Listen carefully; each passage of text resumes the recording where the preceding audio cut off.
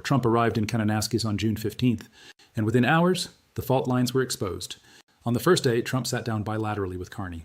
By all visible accounts, the meeting looked constructive. Both sides indicated a trade deal could be reached within 30 days. Markets responded cautiously but positively. The Canadian dollar ticked up slightly.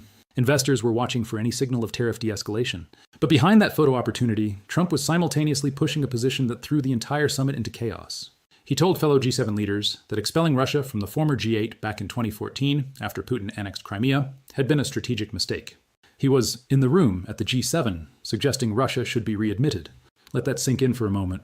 The United States president arrived at a summit hosted by a NATO ally, on soil he had spent months threatening to absorb, and told the leaders of France, Germany, the UK, Italy, and Japan that Vladimir Putin deserved a seat back at the table.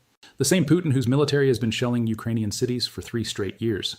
The same Putin who, per Trump's own February 2025 phone call, was handed nearly every negotiating concession he wanted on Ukraine.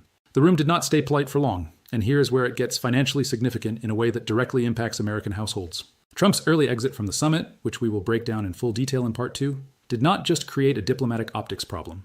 It triggered something specific in the bond market and in currency volatility that most American investors never connected to what happened in those Canadian Rockies. The IMF had already trimmed global growth forecasts for 2025 down to 2.9%, down from 3.3% the previous year, directly citing tariff fallout.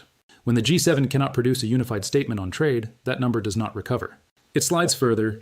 Stay with me, because Part 2 is where we get into exactly what happened when Trump left early, why 6 leaders continued without the United States, and what a G6 acting independently of Washington means for the dollar, for American exports, and for every investor sitting in this audience right now. So Trump is in the room. He's told G7 leaders Russia deserves to come back. He's sitting across from a Canadian prime minister whose country he's been threatening to absorb for 6 months. The tariff wall is at 35%. The IMF has already cut global growth forecasts, and the summit has barely started. Then the Iran situation exploded, and everything changed. On June 16th, Israel launched strikes against Tehran.